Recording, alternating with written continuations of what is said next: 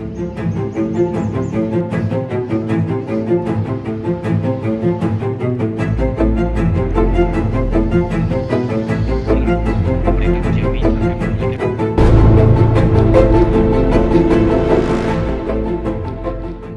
Kehormatan Penyelenggara Pemilu atau DKPP menjatuhkan sanksi peringatan keras terakhir kepada Ketua KPU Hashim Asyari pada Senin 5 Februari 2024. Menteri Perdagangan Internasional Inggris Anne-Marie Trevelyan untuk mendiskusikan realisasi kerja sama potensial antara kedua negara.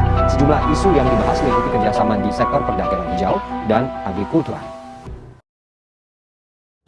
Negara adalah suatu organisasi yang meliputi negara, sekelompok orang dan mempunyai kekuasaan yang berdaulat. Setiap negara mempunyai sistem politik, yaitu suatu mekanisme atau pola dalam menjalankan kekuasaan. Sedangkan kekuasaan adalah suatu hak, wewenang, serta kewajiban dalam menjalankan tugas-tugas tertentu. Pemerintahan dalam suatu negara disebut sistem ketatanegaraan, di mana sistem ketatanegaraan di dalam suatu negara diatur dalam konstitusi. Oleh karena itu, baik konstitusi tertulis maupun tidak tertulis sangat erat keberadaannya karena sebagai landasan umum peraturan nasional tentang negara, pemerintahan, bahkan masyarakat. Zaman Yunani kuno merupakan awal mula terbentuknya kerangka negara, kemudian menciptakan landasan hukum. Sebagaimana yang kita ketahui bahwa hubungan konstitusi atau konstitusi dengan negara sangat erat kaitannya. Seperti pemahaman lama dan sudah lama ada bahwa konstitusi adalah suatu sistem yang mengatur undang-undang negara, kemudian menciptakan hukum negara. Maka dari itu teman-teman, kami dari kelompok 3 akan membahas mengenai arti penting konstitusi dalam negara.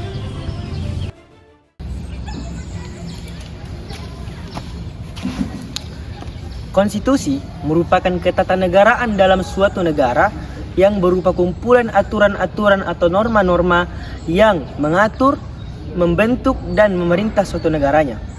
Dan konstitusi memiliki kemuliaan dan arti penting bagi kehidupan negaranya. Kemuliaannya yaitu konstitusi sebagai fundamental law, yaitu sebagai hukum dasar negara, dan sebagai higher law, yaitu konstitusi sebagai hukum tertinggi dalam suatu negara. Menurut Andi Hamid Es-Tamimi menyatakan bahwasanya konstitusi memberi pegangan, memberi batasan dan sebagai pegangan dalam mengatur bagaimana kekuasaan ini dijalankan. Konstitusi sangatlah penting karena memiliki beberapa fungsi. Fungsi yang pertama mengatur pembagian kekuasaan, fungsi yang kedua mengatur jaminan perlindungan HAM, fungsi ketiga mendeskripsikan lembaga negara dan hubungan antar negara. Konstitusi sangatlah penting bagi suatu negara, karena negara yang menerapkan sistem konstitusi, maka ketatanegaraannya akan tertata dengan baik. Dan tidak ada penguasa, tidak akan ada penguasa di dalamnya yang sewenang-wenang dengan rakyatnya. Oleh karena itu, jikalau ada yang memandang bahwasannya konstitusi itu hanyalah sebagai hukum dasar tanpa adanya makna, maka itu hanyalah sama saja dengan harapan tanpa adanya kenyataan. Indonesia sebagai negara hukum yang menganut sistem konstitusi tertulis, yaitu Undang-Undang Dasar 1945, yang merupakan dokumen formal yang berisi tentang pertama, hasil pemikiran di masa lampau, kedua, tingkat tertinggi ketatanegaraan bangsa, yang ketiga, pandangan tokoh-tokoh bangsa yang hendak diwujudkan baik untuk masa sekarang maupun masa yang akan datang, yang keempat, suatu keinginan yang hendak diwujudkan oleh pemimpin bangsa. Dari keempat hal tersebut, ini menunjukkan kepada kita betapa pentingnya konstitusi sebagai barometer dalam kehidupan berbangsa dan bernegara. Konstitusi menjadi acuan ataupun pedoman bagi penerus bangsa untuk menjalankan suatu kehidupan bernegara. Selain itu, konstitusi juga memiliki peran yang istimewa karena konstitusi dijadikan sebagai pokok utama dalam bernegara. Oleh karena itu, tidak boleh ada satupun peraturan dalam perundang-undangan yang boleh bertentangan dengan konstitusi tersebut. Negara tanpa konstitusi ibarat hidup tanpa keteraturan. Konstitusi tanpa adanya konstitusionalisme hanya sebatas hayalan tanpa kenyataan. Lalu, bagaimana konstitusi dalam negara itu bisa berjalan sesuai fungsi dan tujuannya? Nah, maka dari itu dibutuhkan konstitusionalisme. Welton Hale Hamilton menyatakan bahwa menjalankan proses pemerintahan itu dibutuhkan sebuah perilaku penguasa yang mengatur proses pemerintahan tersebut sehingga dinamika proses pemerintahan dapat berjalan sesuai ketentuan.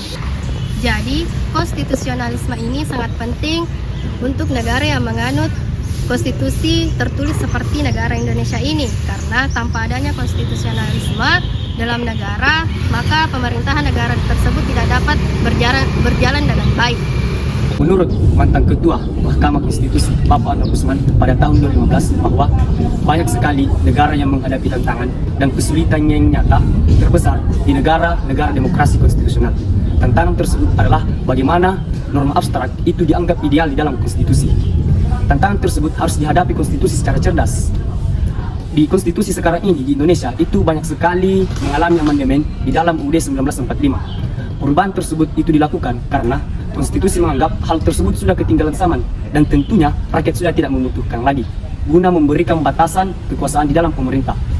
Berikut adalah beberapa tantangan-tantangan khusus yang dihadapi konstitusi Republik Indonesia guna menjaga keamanan dan kestabilan sistem tata negara di era globalisasi dan ekonomi.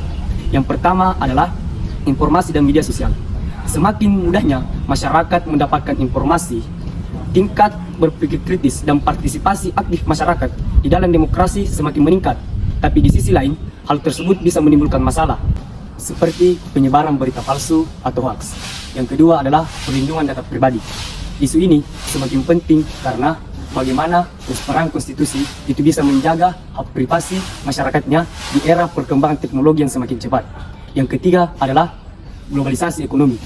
Globalisasi membuka peluang ekonomi menjadi meningkat, tapi di sisi lain itu bisa membuat ketimpangan ekonomi dan eksploitasi sumber daya.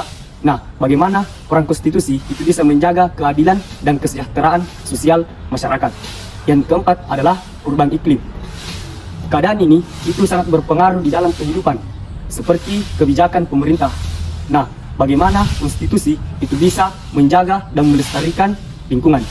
Yang kelima atau yang terakhir adalah keamanan siber. Semakin meningkatnya aktivitas yang dilakukan secara online, ancaman ini semakin nyata. Bagaimana peran konstitusi itu bisa menjaga masyarakatnya dari ancaman ini. Konstitusi merupakan dokumen hukum tertinggi dalam suatu tata negara yang menetapkan struktur, fungsi, dan kekuasaan pemerintah.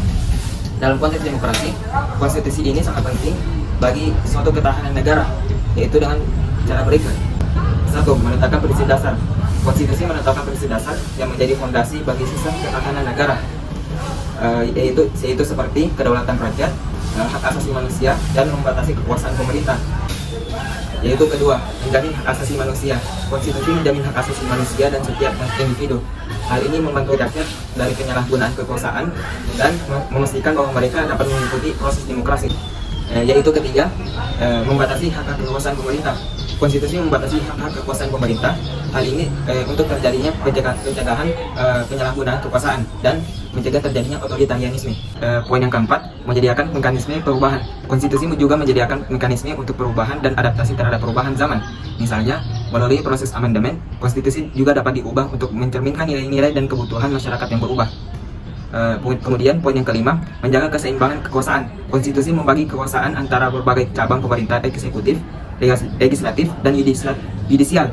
Pembagian ini memastikan bahwa tidak ada satu cabang pun yang memiliki kekuasaan absolut dan menjaga sistem checks and balance. Kesimpulan yang dapat kita tarik daripada video ini adalah bahwasanya konstitusi sangatlah berperan penting dalam sebuah negara. Karena negara tanpa konstitusi itu ibarat hidup tanpa keteraturan. Dan konstitusi tanpa konstitusionalisme adalah sebuah harapan tanpa kenyataan. Jadi, sekian dari kelompok 3. Assalamualaikum warahmatullahi wabarakatuh.